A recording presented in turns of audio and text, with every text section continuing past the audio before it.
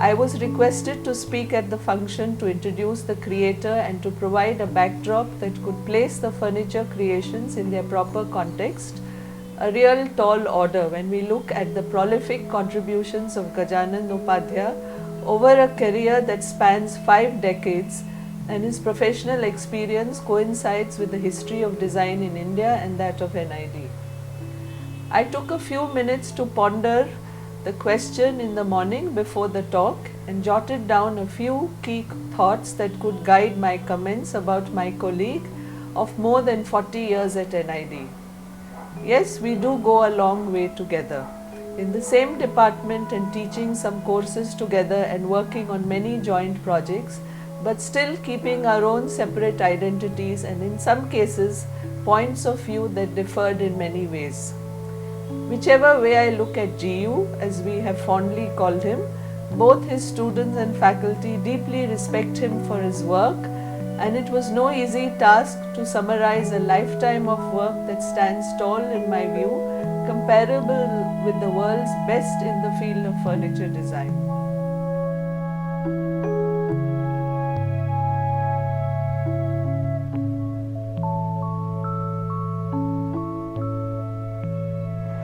I'm glad that you are making a movie on Gajanan Upadhyaya. I think it's long overdue because he is a person who is extremely quiet and silent and doesn't want to speak about himself. But people should know what he has contributed to the field of design, especially furniture. I think GU is probably the sort of senior most furniture designer in India. He has trained many of the people who are now actually running furniture companies or working with furniture manufacturing companies, right?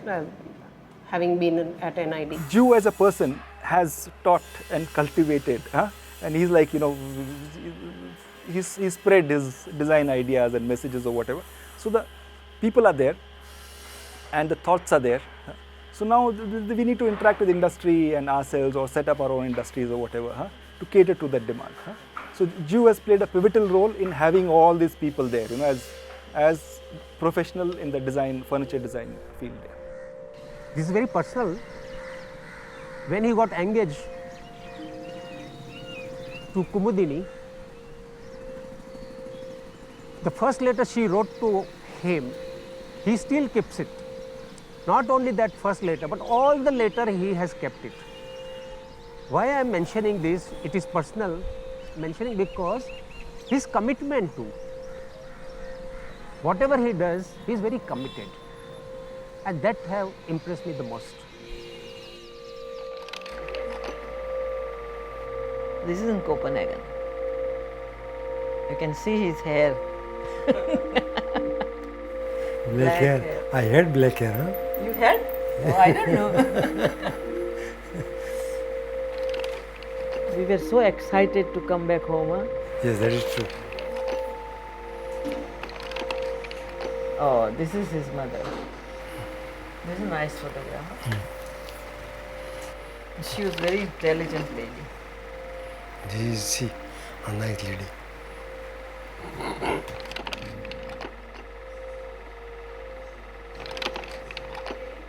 Uti.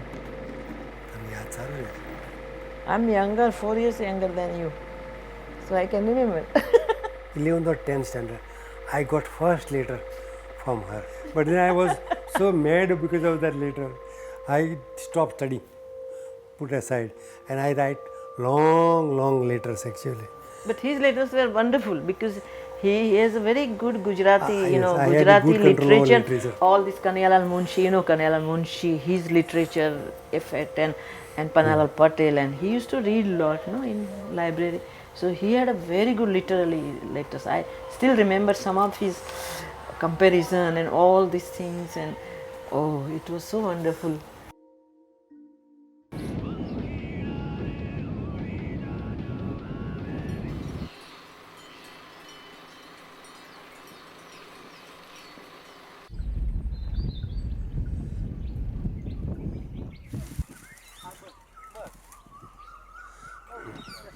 ના પેલું ખેડૂત સરસ હતું, એક જ લઈને તમે માણસ જઈ શકે આવા ગાડું જવા માટે.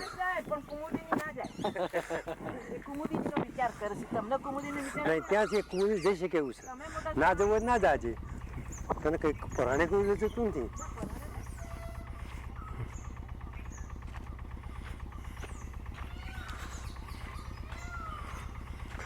This farm is called Mandiriyu.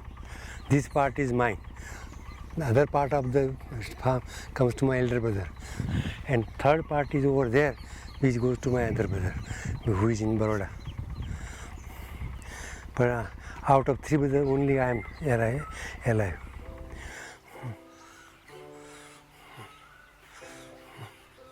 As I said it earlier, that he is from village, and he used to be in the village working on the farm.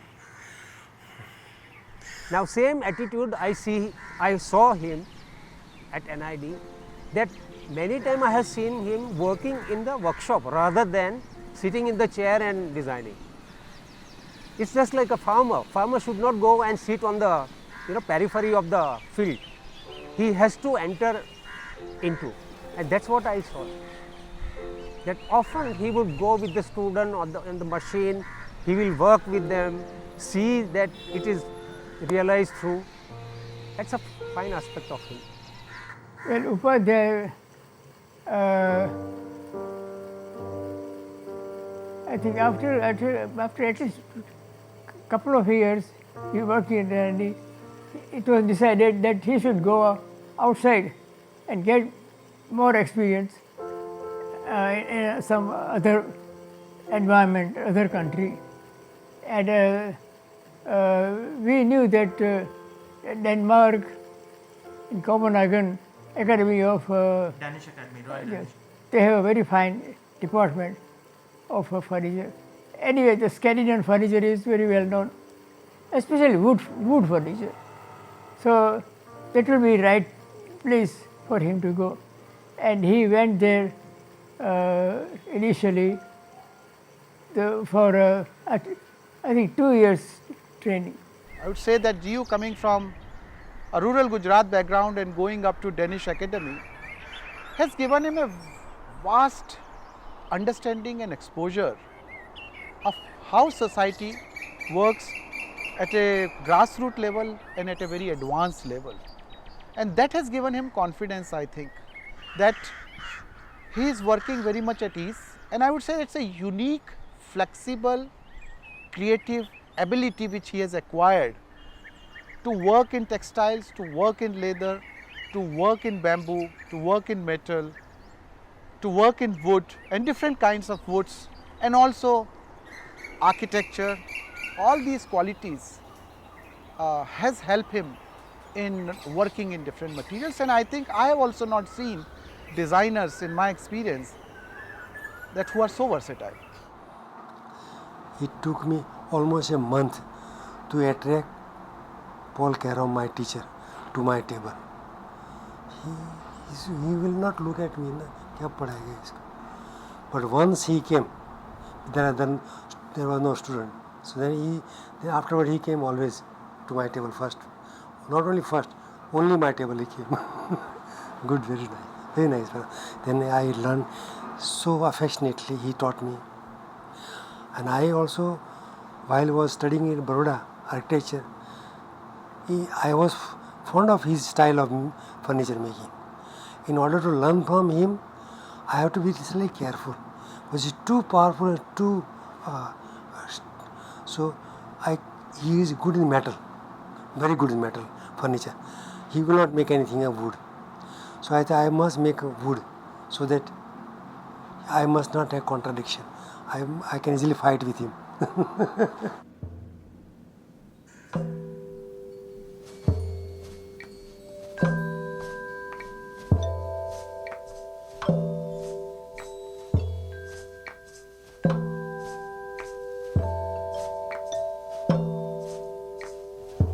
So, Upadhyaya generally left me alone. Though we would have conversations about design and, you know, and he always expressed his kind of passion for the little things. I mean, he would tell me to a great extent about how two pipes should be welded and how they should not be welded, purely for an aesthetic reason and not really much else. So, from him, I learned that sensitivity to that kind of looking at things closely and paying that little extra attention to detail. This is something I really think I learned from him. The other thing I learned from him was also to sort of broaden my thinking into other areas of constructive work, construction, and this very room that we are sitting in right now is something that I've constructed without any expert knowledge, except from a kind of inane sense of structural engineering and civil engineering and things like that, which I picked up not particularly from Mr. Upadhyaya, but rather from a sort of attitude that he left me with, that I would question and learn what I needed to learn to be able to do the kind of things that I visualized or wanted to do. The fact that he was a good teacher I discovered it myself.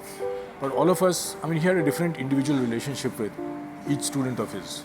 Because he used to understand what the student's strengths and weaknesses are and then support in a way that it was not like spoon feeding, but it was like encouraging you to overcome your weaknesses and where you were not so strong. And so that way, it was a fantastic one-on-one relationship with each student that he had. But what happened? You normally draw chair like this, but you forget to see that chair has this way also. Yeah, and there is no strength. There is no member you put around. Because that, and then you don't know how to put it afterward. Then chair deforms. Chair becomes another kind of structure. See, what you have done is this one. This elevation is perfected, no? But the structure is like this. There is hardly member. So this way it will be. See, each of us grow individually. I mean, there is definitely a lot of him in me because he taught me. Okay. What I've learned from him and what I think was very critical for him was using material and structures the right way. He would never do something extra. It would be just right. It would be functional. It would actually work for that particular requirement. So, being honest to your material form structure is what was important for him. And all his designs actually reflected that. Whatever you see of his reflects that. There is no embellishment, no unnecessary embellishments. So I also have this vivid memory of me taking an auto rickshaw and going to Upadhyaya's house in the middle of the night at about late night, saying, "How could this happen? You know, how can you repeat a year for me?" You know, you're extremely confused at that point in time. You don't know how to deal with it. And he sat me down and he listened to me and then he said, "Listen, you need to this is important for you to do, because if you don't do this, you think in the future years you'll suffer." And I couldn't still fathom it, in the sense I couldn't still make any sense out of it. I said, "I'll do it, but let me not repeat a year. I'll do it in the year following. I'll pay more attention to orthographic drawing." And he said, "No, I'm sorry. You'll have to go through this." So that initial time was very, very difficult for me. So I spent weeks, probably months, I don't know, just being alone in that space, doing a drawing. And the only time that Upadhyaya would come by and look at it is when I was working. And you see what had happened by that time is he realized that I was, probably left behind. So he was supportive. He would come by and say, "Are you okay? Everything's okay," that sort of thing.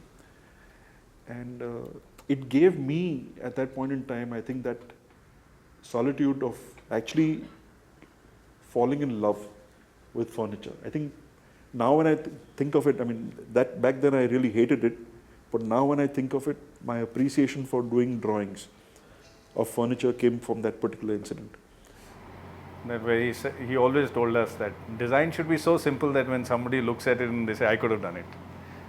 You know, this is that when you do something like that and you design with simplicity is true design. So I'm greatly influenced. He taught me how to think. I had one of the Sardars, such good. He once asked me, what is my view about arrogance? I said, I like arrogance. Because the arrogance is used for the end meaning is nicer. I use arrogance in my way to protect myself. That I am not influenced, I am not pushed away by people who are very powerful, very influential. So arrogance helped me actually to protect myself. His very favorite piece of advice to me was arrogance. I think which is why he's brought it up over here also. And he used to, and for the same reason, he kept advising me to be arrogant in a particular kind of way, so as not to get steamrolled. So I think his thing was that he understood his students, and he would kind of he understood the nature and the character of his students, and he would try and give advice accordingly. And so to me, his advice had always been, you have to become arrogant. And then he'd explain what kind of arrogance. No, but some advice is easy to receive and difficult to so I don't know if I've managed. To be arrogant? Maybe I have. You know, Upadhyaya's contribution, at least to my learning and my becoming a teacher, was that very often he was always there. Everywhere in our studios, we didn't really, without an invitation, it was not like we had formal meetings, but somehow he always landed up and very bluntly would tell us and tell me and my colleagues if we were not being very generous with students, and because we did tend to be very straight, very strict, but both Upadhyaya and Ranjan never hesitated to come and tell us in front of an audience of students when we were being a little too strict, and always encouraging us to tell us be generous. I think in many ways, besides I think the design ethics and aesthetics of design and design fundamentals, I think I owe a lot to Upadhyaya's interactions. I remember joining NID way back in the 70s as a non-designer administrator. I was intimidated by all these designers because they never really wanted an administrator to come and rule their lives. And I remember there was no place for me to sit, and I was made to sit in the library in a small little corner. And I really didn't know, where I was going, what was I supposed to do. I was supposed to do public relations with these people. And suddenly this handsome young man comes across and says that, you're sitting here in the heat. I said, well, this is the place that's been given to me. So then he, since he was looking after the spaces, he identified a place for me and an office for me, which I can't forget, and I'm really grateful to him for that. And then I always admired him as a person who was so young looking. I never even realized he's 82. I always thought he was my age. Wow. That means even at that time he must have been pretty old. He was always vibrant, dynamic, running around and always doing things. I still can't believe that he's 82 years old. I'm amazed. 83. Okay, 83 is even...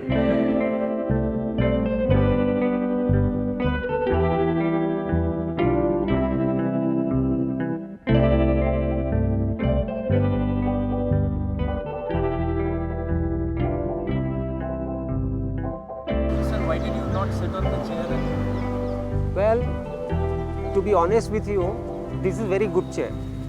I like this, one of my most favorite ones. But this to me is most beautiful contribution, not for one. I mean, when I say one, you can sit only one person on this. On this, 50% can sit. And there is kind of a props at NID I yet to see anywhere on the campus.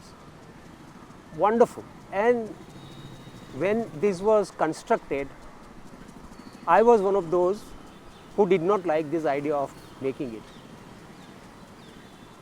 Partly I was ignorant, partly it was not explained to us why it was done. Maybe it was done, but I was not aware of.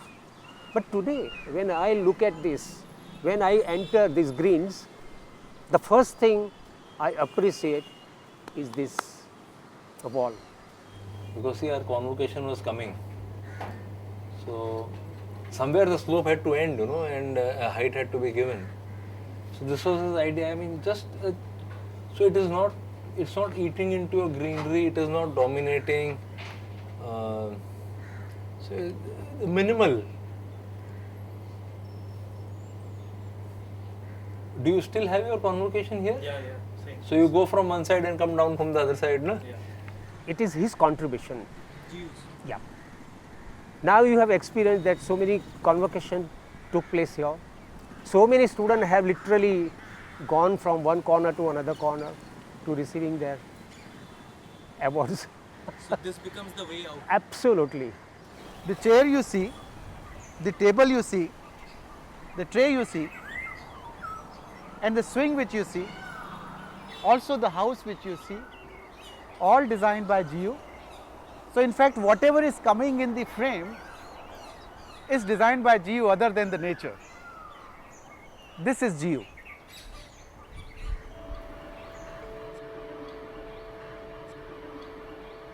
Sir, one more thing, all is furniture.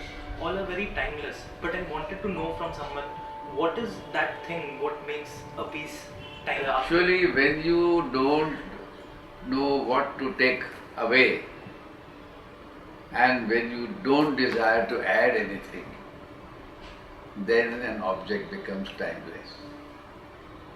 Because in silence, it tells you what it is. When you look at it, you know what its purpose is. So why shout? Why not be graceful and modest? And I think that's what he is. And Chandra Vijay Singh met me on a corridor, and he never called me Gio. Normal other student calls him. He said, Mr. Upadhyaya. Say, Mr. Upadhyaya, I want to join furniture, but I'm in graphic now. Can I join? I said, of course you can join, but I don't know mathematics. You don't worry, I will worry for it. If you want to do my furniture, join. That's how he Yes.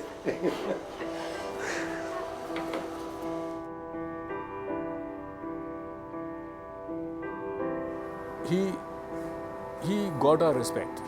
He didn't demand respect. He got it because of the way he would teach or the way he would treat you, including stuff like if you didn't come for class, he would land up in the hostel looking for you. So there was no hiding from him. I mean, I met him when he was in his 70s, but that curiosity, that learning and that humbleness, it was still so alive. And also very clear likes and that one I don't like. That one was very, he has this word, clever. Clever is a bad word. If he says somebody is clever, it means smart, too smart. By anonymous, he usually means that, what designers tend to do is have a kind of stamp. On the contrary, what GU feels is that the best designs are the ones that don't bear anybody's stamp. They are anonymous. It was always Mr. Upadhyaya going it alone and doing it alone, and for some reason always managed to create something that we couldn't really find fault with.